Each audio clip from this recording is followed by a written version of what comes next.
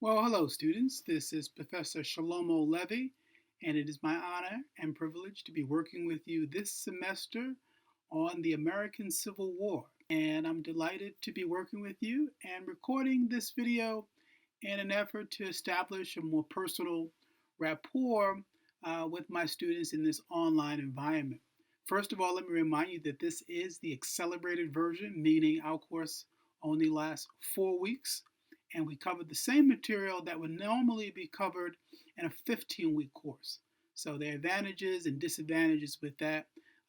The advantage is you get the same 3 credit uh, reward for the course as a student who took it in the fall or the spring.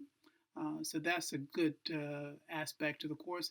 The disadvantage is we have to move much more quickly to cover the same material in a fraction of the time. So be aware of the challenges and the commitment that you made to take this particular course. What I'd like to do in this video is very briefly just talk about our class. And I've had a chance to read all of your autobiographies, the first assignment.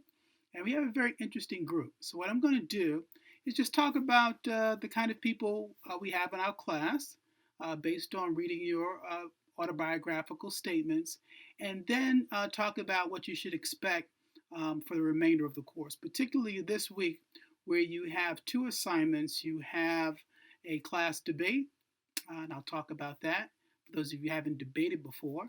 And also you have your first exam, which is the midterm. Again, if our course is only 4 weeks long, by the end of the second week, we will be midway through the course. And so your first exam is the midterm, and I want to prepare you for that. Is go into Blackboard and show you a few things that you should be aware of and talk about your assignments this week, which are the debate and your midterm. Okay, let's look at that now. Okay, so here we are in Blackboard. We go to your course, which is the winter version of the Civil War. And as we open that up, there are a couple of things that might be unique about my course that I want you to be aware of as this is opening. First of all, in the menu bar on your left, of course, I have a copy of the course syllabus, which is very important in laying out each 4 weeks. Each assignment each week has its own folder. So for the first week, you had folder 1, which included what you needed to do that week.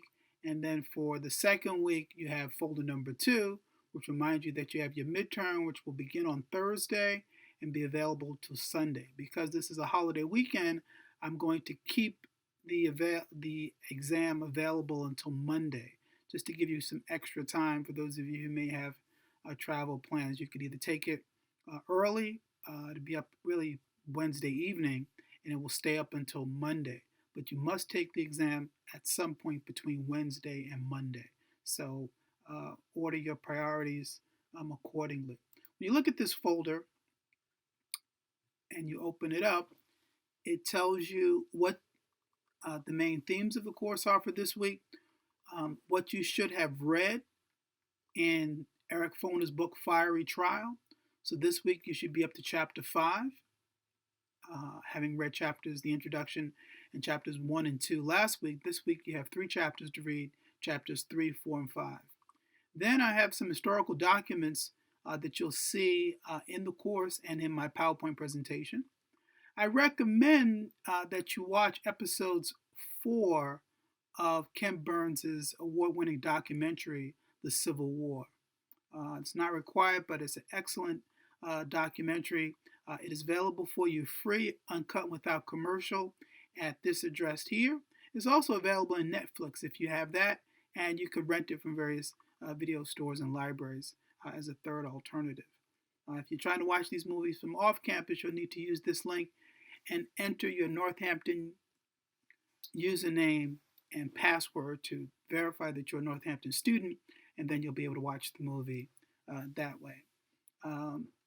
I have my class presentations, and these are PowerPoint presentations that I've used in class. So if you're taking this course on campus, in the 15-week course, I would use these documents, the Civil War documents here, which include some important letters by Abraham Lincoln, private letters to his best friend Joshua Speed, as well as important speeches by Lincoln, excerpts from his Lincoln-Douglas debate when he ran for the United States Senate, and his first inaugural address, and contrasting that with his second inaugural address. So those are very important Civil War documents that give a lot of insight into Abraham Lincoln.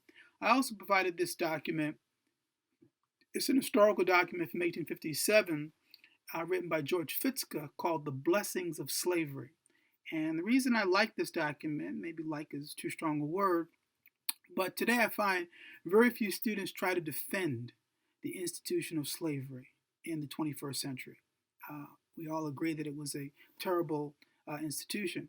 And that in some way impedes our understanding of the Civil War, because in the 19th century, people were not reluctant to defend slavery as an institution. And so the blessings of slavery is an excellent example of how vigorously and unapologetic people were, both in the North and the South, about arguing for the virtues, as he calls it, the blessings of slavery as an institution. So I think you'll find that very insightful. Also, each week I give you videos, or at least video links, to a Civil War course taught at Yale University by one of our country's leading Civil War experts, the great Dr. David Blight. And he's recorded his actual lectures at Yale. And what I've taken the liberty to do is to connect his lectures with the corresponding sections of our course. So for students who take a course online who really wish they could have the benefit of a classroom experience, that is sitting in a classroom with the professor talking about the subject matter, you can have that, except you do your coursework at Yale and you'll get your credit from Northampton Community College. But this again is not required, but for those of you who would benefit from a lecture by excellent historian, you might listen to all the parts of his lectures on these subjects: the election of 1860, which brought Lincoln to power and also led to secession of the Confederate States, and then some of the issues, particularly his handling of the first year of the war and the crisis at Fort Sumter. And the way David Blight explains those things are really interesting, and his insights into the Confederacy just give much more depth to the brief amount of reading that you're doing in the phone or text. And there's another added bonus. I recommend that you rent or watch Steven Spielberg's award-winning film Lincoln. And this is based on Doris Kearns Goodwin's book Team of Rivals, and it's an excellent movie, very historically accurate and very entertaining and enjoyable. It would be something good to watch over the holiday weekend with friends and family, and then you could impress them with your knowledge based on your study of the Civil War.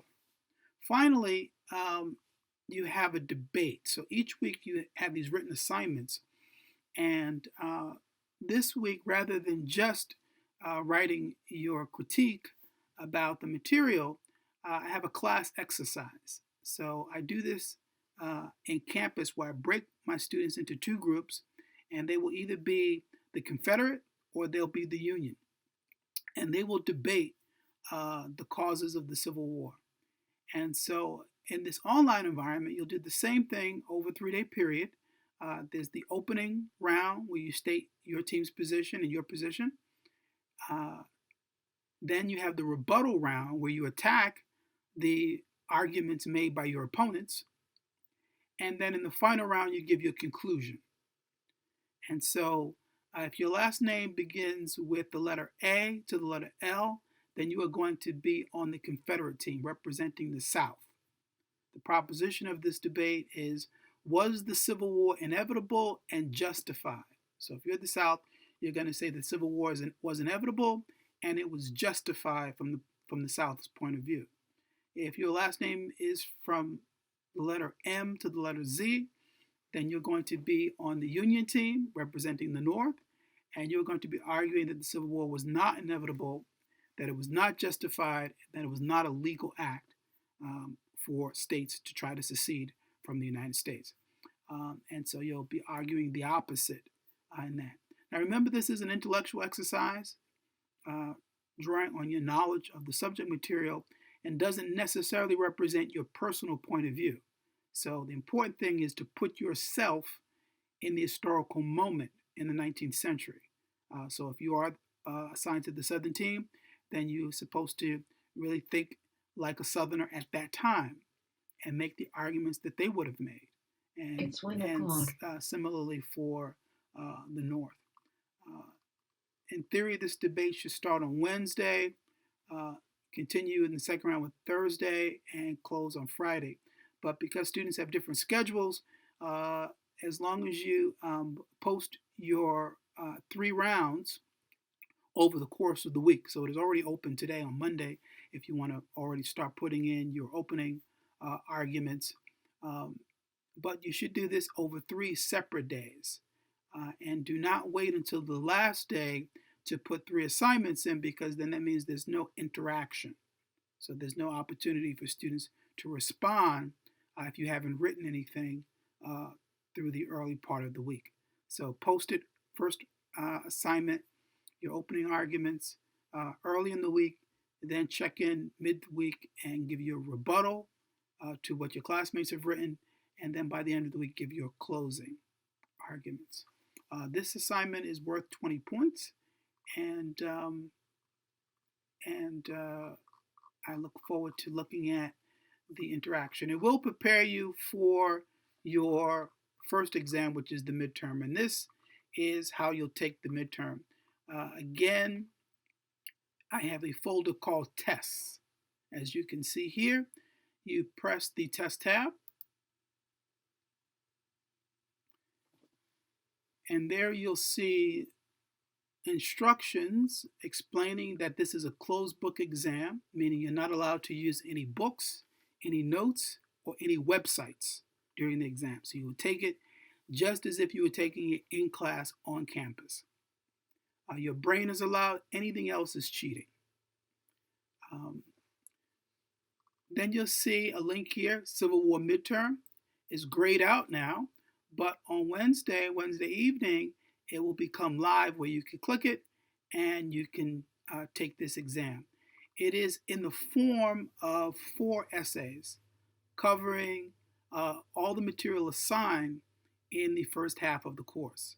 So you can expect essays specifically about Lincoln and his response to various issues, essays related to the causes of the Civil War, the politics, which is a big part of it, the economics and military aspects up until week number 2. So it only covers the chapters that's been assigned up to this point, up to chapter 5, and it covers the lectures that have been given in my PowerPoint, those notes. Those of you print those out in terms of the factual material that I'll be asking questions about. But the important thing is that it is not a multiple choice exam. It is an essay exam. There are 4 essays, and you want to take your time to answer each one thoroughly. I would say that a satisfactory response to those questions could be given in about 3 well-written paragraphs to each question, and you should support your answer with facts and historical events. So that is a good kind of way to know what to expect. And then 2 weeks after that, at the end of the course, you'll have your final exam, which will be the same format. Okay. Now, those are the things you should look forward to. Again, I have a link to all the Yale lectures if you want to just watch those as you would in class. And I have a link to other videos other than the ones that I recommend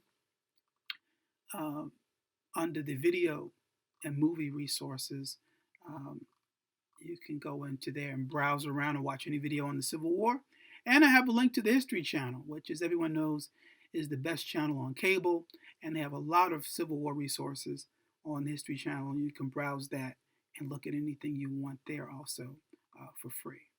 So this is kind of an update on our course and what you should expect this week and going into the midterm. If you have any questions, I encourage you to contact me by email, and I would be happy to try to explain anything that may cause you some confusion. Otherwise, take care and enjoy the course.